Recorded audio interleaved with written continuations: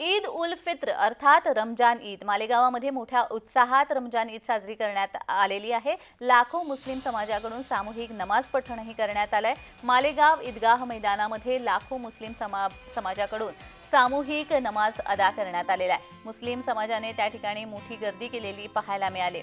आमदार मुफ्ती इस्माईल यांनी ईदगाह मैदानामध्ये सामूहिक नमाज पठण केलाय।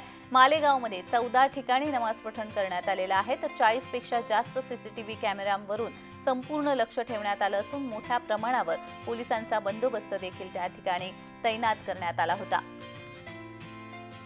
तर देशभरामध्येच हा ईदचा उत्साह पाहायला मिळतोय। रमजान ईदच्या सगळ्यांना शुभेच्छा दिल्या जात आहेत। मोठ्या संख्येने मशिदीबाहेर मुस्लिम समाज आपल्याला आलेला पाहायला मिळतो आहे आणि यावेळी एकमेकांना भेटवस्तू दिल्या जातात, पैसे दिले जातात, ज्याला ईदी असं म्हटलं जातं। एकमेकांना शुभेच्छा दिल्या जात आहेत। नमाज पठण करून, सामूहिक नमाज पठण करून ठिकठिकाणी ईद साजरी केली जाते। 30 दिवसांच्या रोजानंतर आजचा रमजान ईदचा पवित्र दिन आणि या दिवशी मुस्लिम समाजाकडून मोठ्या संख्येने आनंद साजरा केला जातोय, उत्साह साजरा केला जातोय।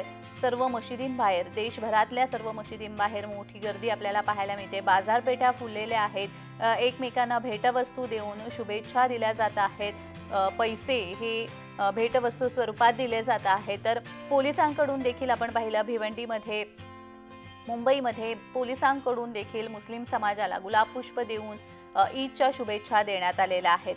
तर मालेगावमध्ये देखील मोठ्या संख्येने ईदगाह मैदानावरती मुस्लिम समाज आलेला आपल्याला पाहायला मिळाला आहे आणि मोठा पोलीस बंदोबस्त देखील त्या ठिकाणी करण्यात आलेला आहे।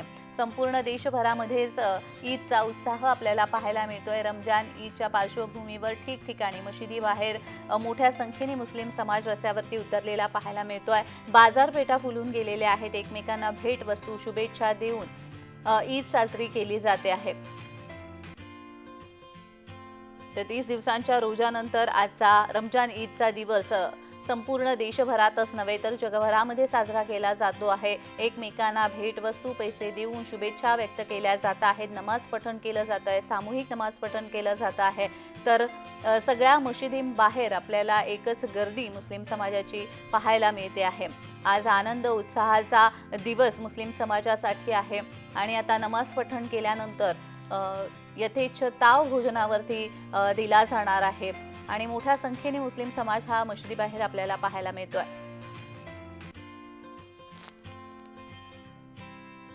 मालेगाव मधली ही दृश्य आपण पाहतोय। मालेगावमध्ये देखील ईदगाह मैदानामध्ये सामूहिक नमाज पठण केलं जात आहे।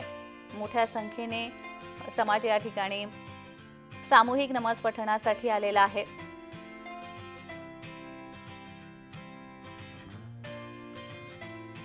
तर नमाज पठण केल्यानंतर या ठिकाणी गरिबांना दान देखील करण्यात येतं आणि हे दान केल्यानंतर आता भोजनावरती ताव मारला जाणार आहे। मालेगाव मधली, भिवंडी मधली दृश्य आपण पाहिली, मुंबई मधली दृश्य आपण पाहिलेली आहे। संपूर्ण राज्यभरात, देशभरातच नव्हे तर जगभरामध्ये हा रमजान ईदचा उत्साह आपल्याला पाहायला मिळतोय।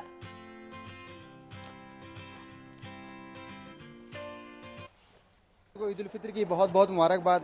आज चूंकि त्यौहार मुसलमानों का बहुत बड़ा त्यौहार होता है, 30 दिन के रोज़े रखने के बाद ये त्यौहार आता है और ये अल्लाह ताला की तरफ से ख़ास इनाम होता है।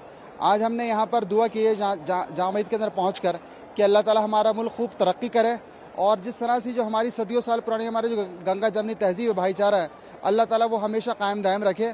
और रही बात ये कि वज़ीर आज़म नरेंद्र मोदी साहब की, हम उनके लिए भी हमने दुआ की है कि अल्लाह ताला उनको भी खूब से खूब जो है अल्लाह ताला उम्र बरकत दे और उनको सेहत अता फरमाए। आज ईद उल फित्र का दिन है। रमज़ान मुबारक हमसे रुखसत हुआ और आज अल्लाह ताला की तरफ से हमारे को शुक्राना का दिन हासिल हुआ कि हम अल्लाह की इबादत करके अल्लाह को राज़ी करें और उसका शुक्र अदा करें।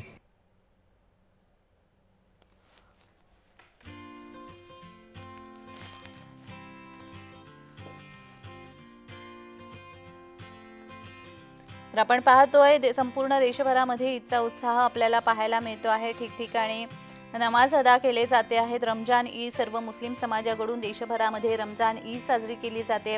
मुंबईमध्ये देखील आपण पाहिलं, दादर परिसरामध्ये मुस्लिम समाजाकडून रमजान ईद साजरी करण्यात आलेली आहे। सकाळपासूनच मशिदीमध्ये जाऊन नमाज पठण करण्यात येत आहे।